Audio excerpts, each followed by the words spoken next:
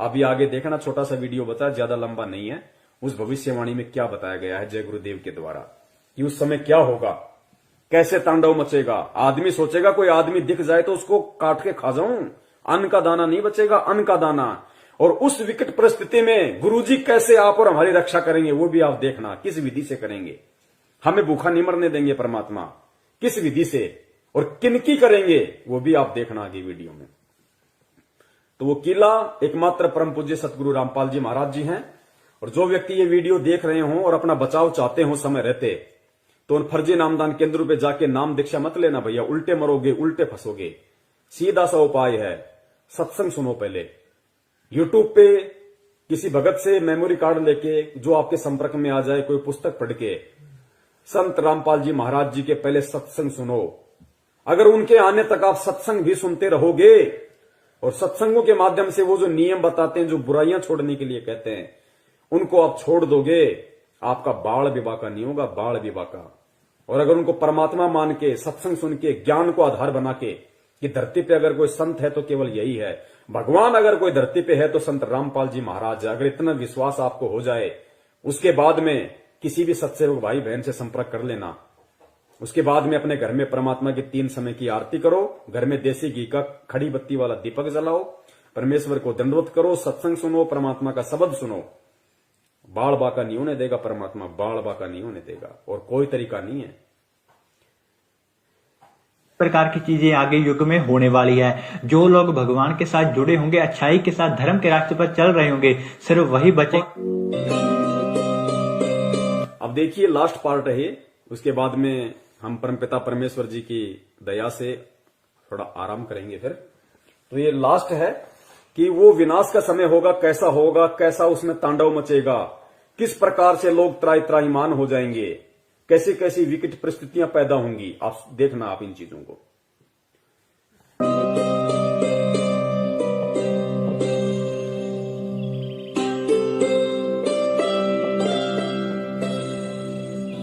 मैं सिर्फ बताता जाऊंगा, आपने सुनते जाना है। जिसे समझना होगा वो समझेगा, जिसे हंसना होगा वो हंसेगा। लेकिन दोनों ही स्थितियों में ईश्वर का कार्य होता रहेगा, क्योंकि वो समय आ गया है कि जब स्वयं परमात्मा अपनी रूहों को वापस ले जाएगा अपने जहान में। हिंदू, मुस्लिम, सिख, ईसाई हर धर्म को मानने वाले यह जानते हैं कि उनके इष्ट ने फिर से इस मृत्यु लोक में आने की भविष्यवाणी कर रखी है। कलयुग में कलयुग जाएगा, कलयुग में सतयुग आएगा। पाप और अधर्म को चरम तक पहुंचाने में कामयाब मनुष्य ने बहुत ही जल्द अपने विनाश की राह तय कर ली है। और जो पाप और अधर्म का चरम कलयुग के अंतिम चरण में होना चाहिए था, वो इंसान ने अभी ही हासिल कर लिया है। लेकिन अधर्म के विनाश के लिए हर युग में कोई न कोई महाभारत होती जरूर है। जब परिवर्तन होना होता है, उस बीच संधि काल होता है, और संधि काल में ईश्वर प्रकट होते हैं और पाप और अधर्म का विनाश कर डालते हैं। देखो ये जगत वाले ये कह रहे हैं, जब संधि काल का समय होता है, जब युग परिवर्तन होता है, तो परमात्मा खुद प्रकट होते हैं, खुद प्रकट। सुनो इन बातों को। भारत होती जरूर है। जब परिवर्तन होना होता है, उस बीच संधि काल होता है, और संधि काल में ईश्वर प्रकट होते हैं और पाप और अधर्म का विनाश कर डालते हैं।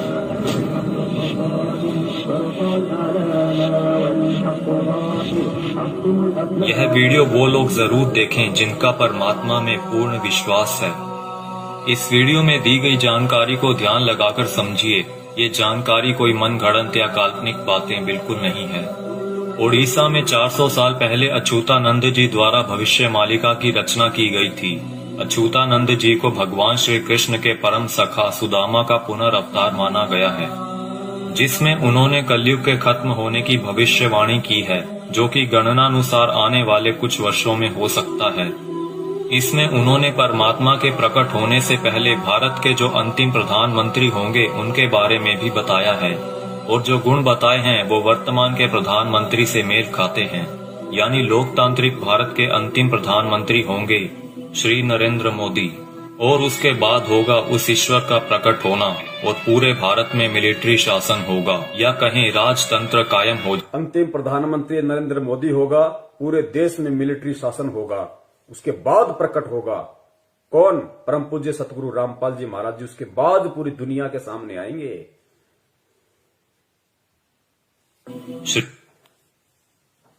इसमें उन्होंने परमात्मा के प्रकट होने से पहले भारत के जो अंतिम प्रधानमंत्री होंगे उनके बारे में भी बताया है, और जो गुण बताए हैं वो वर्तमान के प्रधानमंत्री से मेल खाते हैं।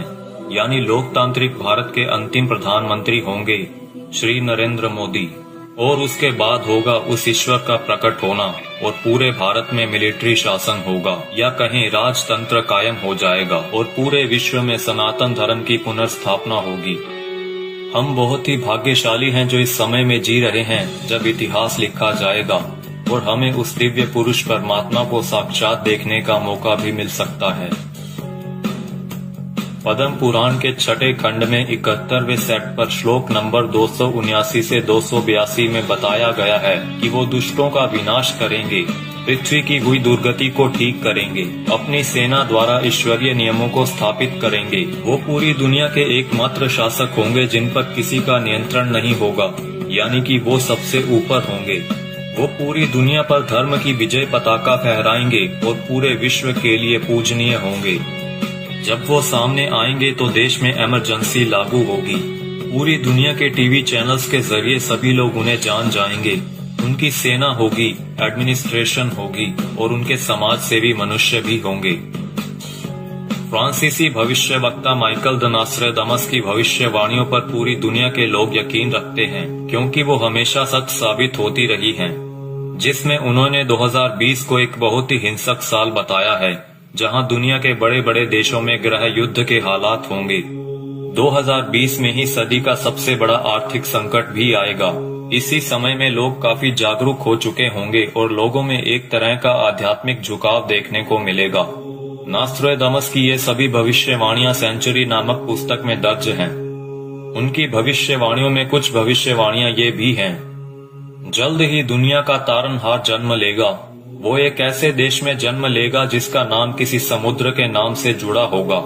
आप जानते ही हैं कि पूरे विश्व में प्राचीन समय से ही भारत ही एक ऐसा देश है जिसका नाम एक समुद्र के नाम से जुड़ा है, हिंद महासागर। आगे नॉस्ट्रेडामस लिखते हैं, मैं उसे जब जब देखता हूँ मेरा सर सजदे में झुक जाता है। वो दुनिया को ऐसा ज्ञान बताएगा जो आज तक किसी ने नहीं दिया होगा। स्वयं को ज्ञानी विद्वान कहलाने वाले सभी उसके समक्ष नतमस्तक होंगे। वो सभी आत्माओं को वापस अपने देश ले जाएगा। माना जाता है कि ईश्वर के अवतार का प्रकट होना वैश्विक त्रासदी के समय में होगा। आज चारों ओर डर और हिंसा का माहौल है। तरह तरह की आपदाएं नित प्रतिदिन आती रहती हैं और आने वाला समय भी पता नहीं क्या लेकर आ रहा है। क्या यह वैश्विक त्रासदी का समय नहीं है? मनुष्य बहुत ही छोटा हो जाएगा और उसके सभी अस्त्र शस्त्र निष्फल हो जाएंगे। आज मनुष्य में नैतिक चारित्रिक गुणों का पतन होता जा रहा है और वर्तमान समय में चल रही महामारी के लिए मनुष्य के सभी प्रयास भी निष्फल हो चुके हैं। कई सौ वर्ष पहले हुए संत सूरदास और संत रविदास जी ने भी उस अवतार के लिए भविष्यवाणियां कर रखी हैं, जिनके ऊपर हमने अलग से वीडियो बना रखी है। हो सकता है कि संधि काल के बाद ईश्वर द्वारा चुने गए कुछ मनुष्य ही अगले युग में कदम रखें। इसीलिए इस समय में हम सभी को पूर्ण रूप से, पूर्ण प्रयत्न से अपना आध्यात्मिक विकास करने की जरूरत है। लेकिन अभी आपने मथुरा के संत तुलसीदास जी की भविष्यवाणियों के बारे में तो सुना ही नहीं, जिन्होंने सन 1971 से लेकर आगे के कई सालों तक अपनी शाकाहारी पत्रिका के माध्यम से आने वाले समय के लिए बहुत सारी भविष्यवाणियां कर लोगों को जागरूक किया है। सतयुग एक दिन में नहीं आता। ऐसा नहीं होगा कि आप सुबह उठेंगे और चारों तरफ देखेंगे कि सतयुग आ चुका है। युग परिवर्तन का एक लंबा काल खंड होता है। युग परिवर्तन की बेला का एक बहुत बड़ा संक्रमण काल होता है। जब युग बदलता है, एक युग जाता है और दूसरा आता है। तब जहां दो युगों की टक्कर होती है, महाविनाश होता है। चारों तरफ त्राहिमाम मचेगा। बहुत अकाल मौतें हो। पुण्यात्माओं, कैसी परिस्थितियां होंगी गुरुदेव के जेल से बाहर आने से पहले? ये बाहर आने से पहले की बातें हो रही है सारी। गुरुदेव के जेल से बाहर आने से पहले कैसी परिस्थितियां होंगी, कैसा भयंकर विनाशकारी समय होगा, और विनाशकारी समय में कौन बचेगा, किस प्रकार परमात्मा उसको बचाएंगे, सुनना ध्यान से। और ये जगत वाले कह रहे हैं, वीडियो बनाने वाले, कि अगर हमें वो सतयुग देखना है तो हमने अपनी भक्ति को बढ़ा देना चाहिए, अपना आध्यात्मिक विकास करने की शुरुआत कर देनी चाहिए। जब युग बदलता है, एक युग जाता है और दूसरा आता है, तब जहां दो युगों की टक्कर होती है, वहां विनाश होता है। चारों तरफ त्राही माम मचेगा, बहुत अकाल मौतें होंगी। लोग कीड़े मकोड़ों की तरह मरेंगे, लाशें पड़ी सड़ेंगी, उनको उठाने वाले नहीं मिलेंगे, कौन किसको उठाएगा। अब देखना, जो भगत भाई बहन 50 गज के प्लाट के लिए मारामारी करते हैं ना बिना ज्ञान के, बना लो, उधार ले लो, ये ले लो, वो कर लो, गुरुजी ने मुझे क्या मुझे लाभ दे दिया, मेरा कोई प्लाट नहीं बन पाया, मेरी कोई नौकरी नहीं लग रही, ये हो गया, फलाना हो गया, बिना ज्ञान के जो त्रुटियां निकालते रहते हैं। सुनो, आने वाले समय में क्या होगा, ये दुनिया के प्लाट खाली पड़े रहेंगे, जाके बस जाना किसी में भी। काल होता है, जब युग बदलता है, एक युग जाता है और दूसरा आता है, तब जहां दो युगों की टक्कर होती है, वहां विनाश होता है। चारों तरफ त्राही माम मचेगा, बहुत अकाल मौतें होंगी। लोग कीड़े मकोड़ों की तरह मरेंगे, लाशें पड़ी सड़ेंगी, उनको उठाने वाले नहीं मिलेंगे, कौन किसको उठाएगा। बच्चा, आज आप मुट्ठी भर पैसे लेकर जाते हो और बोरा भरकर अनाज लाते हो। आप बोरा भरकर नोट ले जाओगे, लेकिन मुट्ठी भर अनाज नहीं मिलेगा, अन्न का दाना नहीं मिलेगा। नाली में पड़े रोटी के टुकड़े को देखकर सोचोगे कि उठाकर खा लिया जाए। अन्न का दाना नहीं मिलेगा, नाली में पड़े हुए रोटी के टुकड़े को देखकर सोचोगे कि खा लिया जाए, वरना मरेंगे। उस समय में परमात्मा क्या करेगा अपने भगत के साथ, जो वर्तमान में उनको परमात्मा मान के मर्यादा में रह के भक्ति कर रहा होगा। आगे देखना, कौन किसको उठाएगा। बच्चा, आज आप मुट्ठी भर पैसे लेकर जाते हो और बोरा भरकर अनाज लाते हो। आप बोरा भरकर नोट ले जाओगे, लेकिन मुट्ठी भर अनाज नहीं मिलेगा, अन्न का दाना नहीं मिलेगा। नाली में पड़े रोटी के टुकड़े को देखकर सोचोगे कि उठाकर खा लिया जाए। ऐसा भयावह वक्त आएगा कि एक इंसान दूसरे इंसान को देखकर सोचेगा कि कब मौका मिले तो उसको काट कर खा जाऊं। भाई भाई आपस में जान के दुश्मन बन जाएंगे। परिवार में झगड़ा झंझट, जाति जाति में झगड़े, समाजों में भीषण टकराव होंगे। मुल्क जाति में झगड़े, समाज में भीषण टकराव। दास ने बहुत समय पहले परमात्मा की दी हुई बुद्धि से एक पंपलेट बनाया था कि ये जो हिंदुस्तान में जो ये जगह जगह जो ये संगठन पैदा हो रहे हैं, हिंदू सेना, हिंदू युवा वाहिनी, राजपूत करणी सेना, भीम सेना, शिव सेना, बजरंग दल, ये बारूद के बम हैं, ये फटेंगे आने वाले समय में। आपस में ये जो कह रहे हैं ना कि जाति जाति की दुश्मन हो जाएगी, समाज एक दूसरे के दुश्मन हो जाएंगे, ये बारूद के बम हैं जो तैयार हो रहे हैं। सरेआम तलवारें और बंदूकें लहराते हैं कि हमारा भगवा, हमारा ये, हमारा वो। ये देखना, ये त्राई मान मचेगा, गृह युद्ध। का मिले तो उसको काट कर खा जाऊं। भाई भाई आपस में जान के दुश्मन बन जाएंगे। परिवार में झगड़ा झंझट, जाति जाति में झगड़े, समाजों में भीषण टकराव होंगे। मुल्क आपस में टकरा जाएंगे, बहुत जनहानि होगी। इतने लोग मारे जाएंगे कि 15-15 कोस पर दिए जलते दिखाई देंगे। दूर दूर तक मकान खाली पड़े रहेंगे, उनमें रहने वाला कोई नहीं मिलेगा। जो बच जाएंगे और कहीं से कोई भटकता हुआ आ जाएगा तो कहेगा कि आप यहीं रह जाइए, साथ हो जाएगा। कई छोटे बड़े देश दुनिया के नक्शे से इस तरह गायब हो जाएंगे जैसे वो कभी थे ही नहीं। अभी आपने क्या देखा है? सूखा, अकाल, भूखमरी, बीमारियां, कोलाहल, कोहराम, बाढ़, महामारी। अभी आपने कुछ नहीं देखा, वो आगे आ रहा है। उसके एक बार से 200-200 गांव खत्म हो जाएंगे। बड़े बड़े शहरों का नामो निशान तक मिट जाएगा। ऐसी बीमारियां आएंगे कि डॉक्टर जिनका नाम तक नहीं जानते, वो कहेंगे हमने ऐसा पहले कभी नहीं देखा। ऐसी भयावह बीमारियां होंगी कि डॉक्टर अस्पताल से भाग खड़े होंगे, कहेंगे हमारे पास इसका कोई इलाज नहीं है। आप समझते हो सतयुग ऐसे ही चुपचाप चला आएगा? भयावह विनाश लीला के बाद जो मुट्ठी भर लोग बचे रहेंगे वो सतयुग का नया सूरज उगता हुआ देखेंगे। भयंकर विनाश के बाद में जो मुट्ठी भर लोग बचेंगे वो सतयुग का नया युग देखेंगे। वो पुण्यात्माएं होंगी जो भक्ति करेंगी, जो गुरु जी के चरणों में लगी रहेंगी, जो किसी भी पाखंडी नकली गुरु धर्म गुरु के कहने पे उनकी वाणियों का उल्टा सीधा अर्थ बता बता के पाखंडी, जैसे वो मदन पंथ में कौन है वो नालायक, ऐसे लोगों के कहने से, उनके बहकाव में आने से जो अपने गुरु के प्रति अपनी श्रद्धा को खत्म कर देंगे, विश्वास को खत्म कर देंगे, शक और शंका की दृष्टि से अपने गुरु को देखने लगेंगे, भक्ति और ज्ञान को देखने लगेंगे, वो आने वाले सतयुग का स्वागत नहीं करेंगे, वो नहीं बचेंगे उस समय तक। का नाम तक नहीं जानते, वो कहेंगे हमने ऐसा पहले कभी नहीं देखा। ऐसी भयावह बीमारियां होंगी कि डॉक्टर अस्पताल से भाग खड़े होंगे, कहेंगे हमारे पास इसका कोई इलाज नहीं है। आप समझते हो सतयुग ऐसे ही चुपचाप चला आएगा? भयावह विनाश लीला के बाद जो मुट्ठी भर लोग बचे रहेंगे वो सतयुग का नया सूरज उगता हुआ देखेंगे और सतयुग की अगवानी के साक्षी बनेंगे। मुझे जो करना था मैंने अपना काम कर दिया है, अब कुदरत अपना काम करेगी।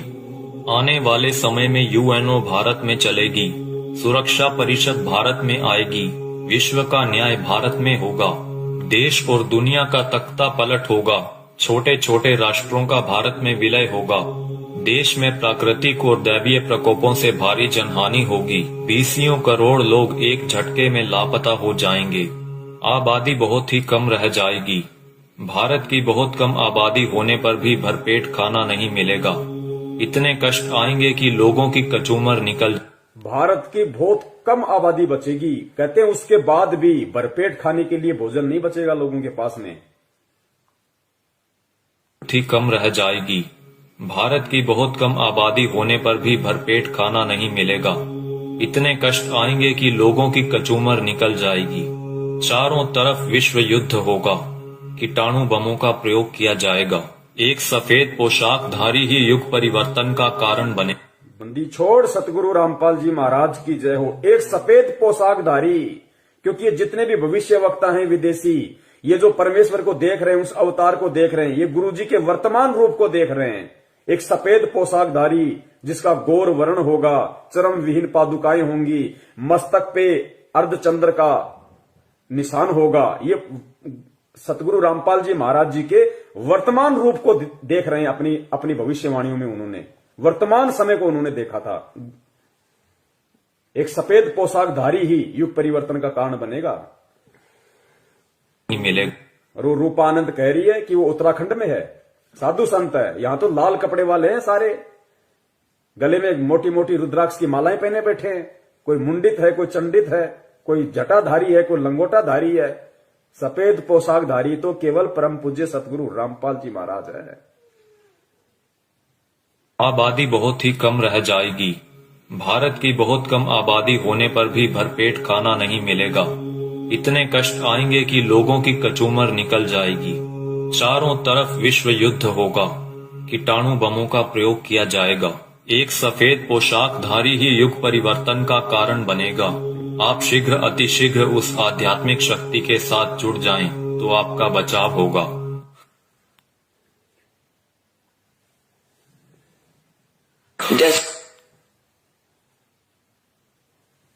तो पुण्यात्माओं, सुना आपने किस तरीके का तांडव अभी मचना बाकी है, और उस तांडव में किस प्रकार से विकट परिस्थितियां देश और दुनिया के सामने पैदा होंगी, और उन विकट परिस्थितियों में कौन और किस तरह के व्यक्ति ही बच पाएंगे।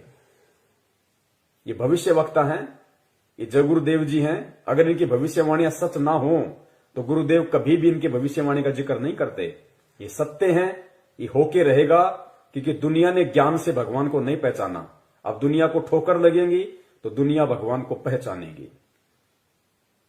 भारत की बहुत कम आबादी रह जाएगी, उसके बाद भी भरपेट भोजन नहीं मिलेगा। दाने दाने को लोग तरस जाएंगे, दाने दाने को। और नाली में, गंदी नाली में अगर कोई रोटी का टुकड़ा किसी को दिख जाएगा तो सोचेगा खा ले उठा के। ऐसी विकट परिस्थितियां पैदा होना बाकी हैं और हम कर रहे हैं राजनीति। कभी बीजेपी को वोट, कभी कांग्रेस को वोट, कभी आरक्षणबाजी, कभी जाटों के आरक्षण में जाओ, माता बहनों को लेके जाओ, गुंडों की सीबीआई जांच कराओ।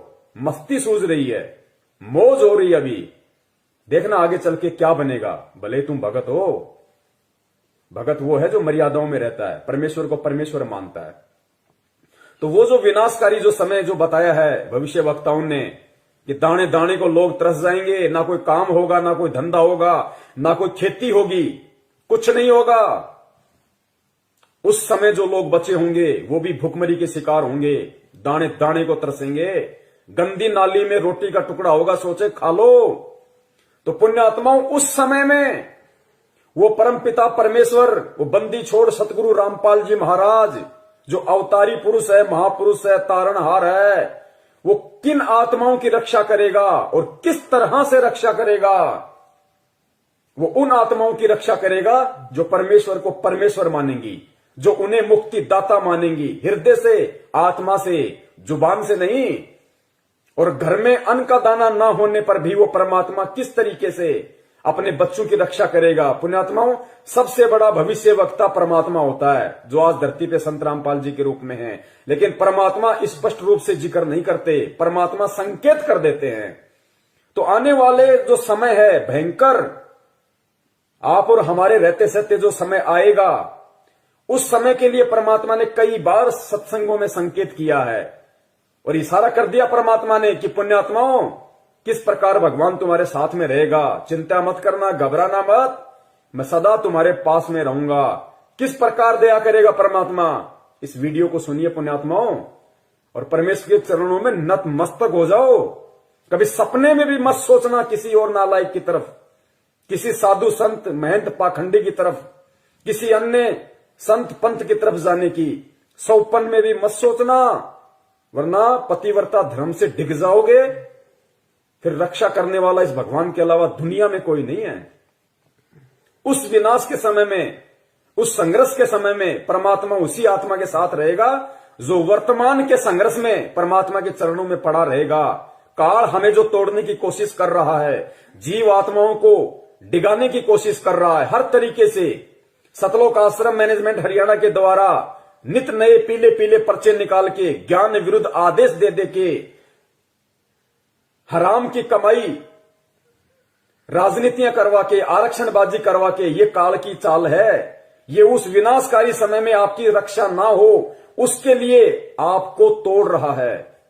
आप सोच रहे हो हम गुरुजी की शरण में हैं, आप कांग्रेस को, बीजेपी को वोट दे रहे हो, भगत होके आरक्षणबाजी कर रहे हो, कुपात्रों को दान दे रहे हो, ये कोऑर्डिनेटर भक्तों की लड़कियां ले लेके भाग रहे शादीशुदा होने के बाद, इनको दान दे रहे हो, ये भगोड़ों को दान दे रहे हो, गुरुजी के कलयुगी झूठे मक्कार परिवार को, बेटा बेटी, उनकी पत्नी को आप दान दे रहे हो। ये उस विनाशकारी समय में आप अपनी गर्दन पे तलवार रख रहे हो। दान सुपात्र को दिया जाता, कुपात्र को नहीं। मर्यादाओं से दूर हो रहे हो आप। ये रोहतक मुंड का जिंद दीवानी हरियाणा में जो ढोंग कर रखा है इन लोगों ने, आदरणीय गरीबदास जी महाराज जी के पाठ प्रकाश का 150 दिन से ये लोग धन प्राप्ति के लिए जो ड्रामा कर रखा है। तुम सोच रहे हो हमें पुण्य मिलेंगे, गुरुदेव कहते हैं तुम करत हो पुण्य होत है पापम। तुम पुण्य समझ के कर रहे हो, लेकिन अज्ञानता में तुम पाप के भागी बन रहे हो। बचाव नहीं होगा तो किनका बचाव होगा उस समय, और कैसे बचाव होगा? बचाव उनका जो मर्यादाओं में रह के परमेश्वर को परमेश्वर मान के भक्ति करेंगे, जो उनका जन्मदिन नहीं मनाएंगे, उनका बौद्ध दिवस नहीं मनाएंगे, उनके नाम पे किसी भी राजनीतिक दल के चमचे बन के नहीं रह जाएंगे।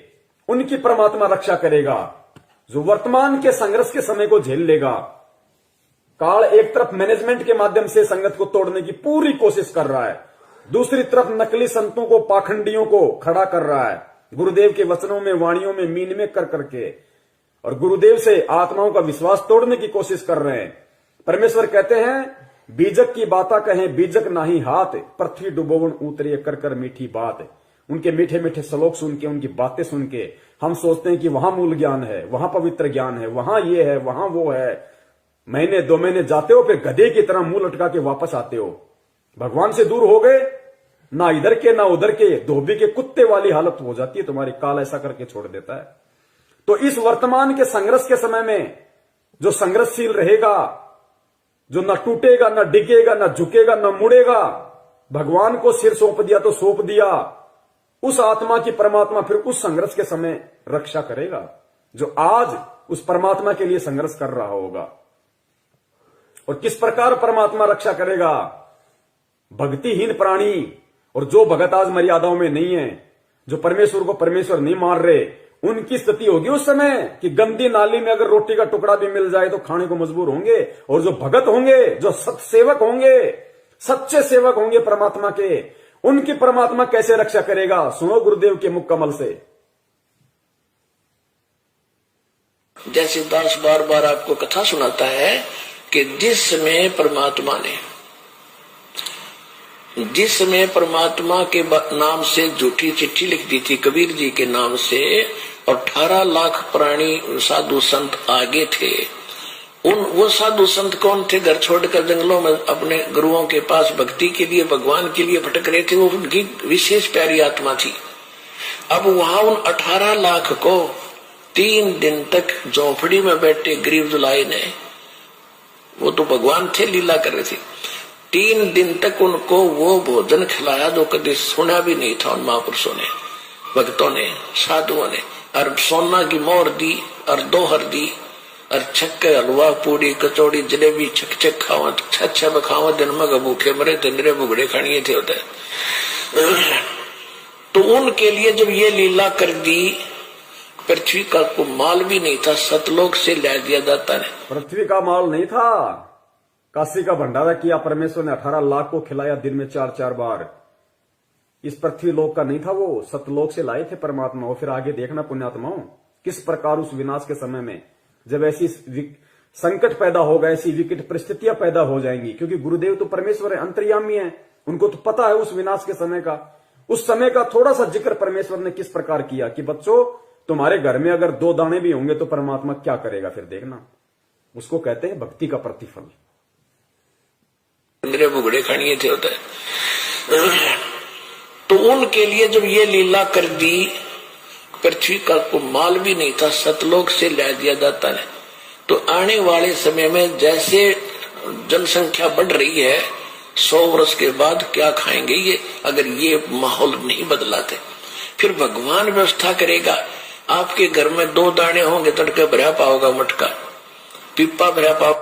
आपके घर में 2 दाने होंगे ना, 2 दाने, तो परमात्मा कहते हैं भक्तिहीन प्राणियों की तरह मैं तुम्हें गंदी नाली में पड़ा हुआ रोटी का टुकड़ा नहीं खाने दूंगा। बच्चों, तुम्हारे घर में अगर 2 अन्न के दाने भी होंगे रात को, तो सुबह तुम्हारे उठने से पहले परमात्मा उस मटके को अनाज से भर देगा।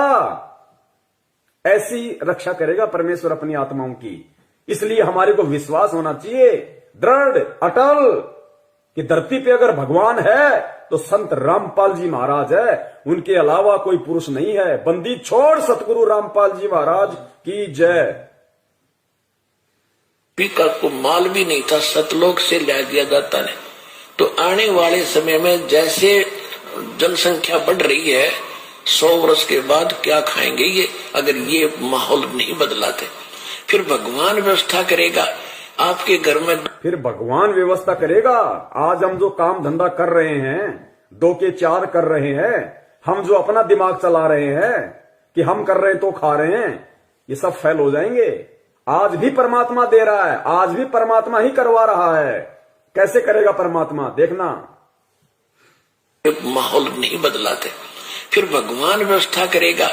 आपके घर में 2 दाने होंगे, तड़के भरा पाओगा मटका, पिप्पा भरा पाओगा आटेगा, इस तरह कर देगा दाता आपके लिए। लेकिन साध वचन पलटे नहीं, चाहे पलट जाए ब्रह्मांड। अगर परमेश्वर ने ये वाणी कही है कि आपके घर में 2 दाने होंगे, सुबह मटका भरा हुआ मिलेगा, तो वो विकट समय आएगा, वो 2 दाने वाला समय आएगा भाई।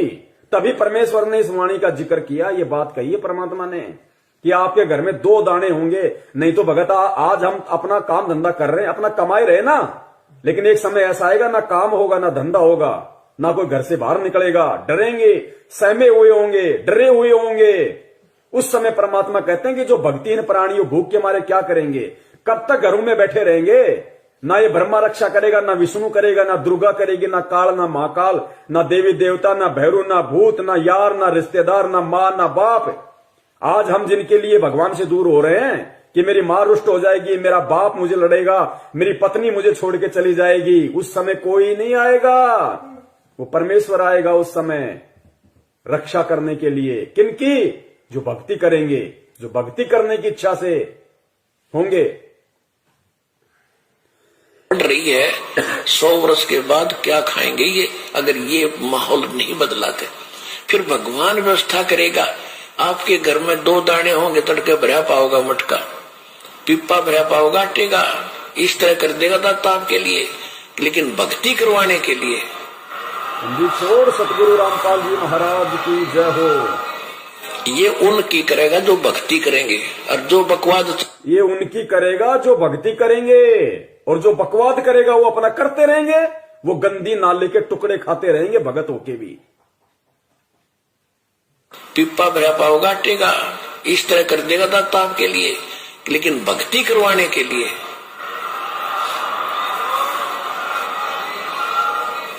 ये उनकी करेगा जो भक्ति करेंगे, और जो बकवाद चाहोगे वो अपना करते रहियो।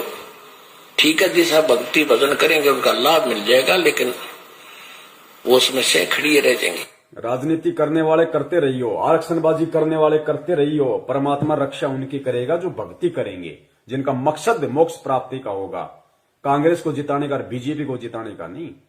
तो कितने लोग आज मर्यादाओं में हैं, और कितने लोग भगत होकर भी अपने आप को भगवान का भगत समझते हुए भी मर्यादाओं से दूर हैं। ये अपना आकलन स्वयं कर ले। दास की यही विनती है, यही प्रार्थना है। सत संदेश हम देते रहेंगे जब तक परमेश्वर हमें सद्बुद्धि देते रहेंगे। और निवेदन करूंगा सभी भाई बहनों से, वीडियो को ज्यादा से ज्यादा, ये ऐसा वीडियो है, ये बहुत लंबा चलना चाहिए वीडियो, हर आत्मा तक संदेशा पहुंचना चाहिए। अभी दास इसको फेसबुक पे जाके और दोनों पार्ट को एक कर देगा ऊपर नीचे। उसके बाद में पुण्यात्माओं जितना हो सके वीडियो को शेयर करें, ताकि जिस प्रकार परमेश्वर ने आप और हमारे ऊपर दया करी है, उसी प्रकार परमात्मा हमारे अन्य भगत भाई बहनों पे भी दया करें, उनको भी परमेश्वर सद्बुद्धि दे, उनको भी समझ में आए, वो भी परमेश्वर को परमेश्वर माने। ठीक है, जो गलती उन्होंने परमात्मा का जन्मदिन मना के, बोध दिवस मना के कर दी है, अगली बार उनसे वो गलती ना हो, अगली बार उनसे वो गलतियां ना हो, वो भी आप और हमारी श्रेणी में आ जाएं, वो भी सत्सेवकों की श्रेणी में आए। तो हमें प्यार से, प्रेम से, बहुत ही आधीनी से परमपिता परमेश्वर जी के चरणों में बैठ के उनकी प्रेरणा से हमें ये सेवाएं करनी है, साथ में अपनी भक्ति भी करनी है, ताकि परमेश्वर भक्ति से ही प्रसन्न होंगे। सेवाओं का पुण्य अलग है। तो पुण्यात्माओं, परमेश्वर दया करें, हम यही उनसे विनती करेंगे बारंबार उनके चरणों में दंडवत करते हुए कि परमात्मा साध संगति के लिए आप हम सत्सेवकों को लाइव शंका समाधान प्रोग्राम से जोड़े रखिए। आप इसी प्रकार हमारे सभी भाई बहनों का, हम एक दूसरे का इसी प्रकार भक्ति में विश्वास बनाए रखिए। हमारे अंदर वो दृढ़ता, वो विश्वास आप जी पैदा कीजिए, ताकि परमात्मा सपने में भी हम अपने पतिव्रता धर्म से दूर ना हो सकें। हम आपके चरण कमलों से परमात्मा सुई के नोक जितने भी दूर ना हो। और परमेश्वर यदि हमारा ऐसा कोई दुर्भाग्य, हमारा ऐसा कोई कुसंस्कार यदि हमारी ही किसी मूर्खता और गलती के कारण आना भी हो, तो परमात्मा उसी समय हमारी जीवन लीला समाप्त कर देना, और अगला जन्म परमात्मा उस समय देना जब आप हमारा मोक्ष कर सको, हमें सतलोक पहुंचा सको। बंदी छोड़ सतगुरु रामपाल जी महाराज की जय हो। सत साहेब।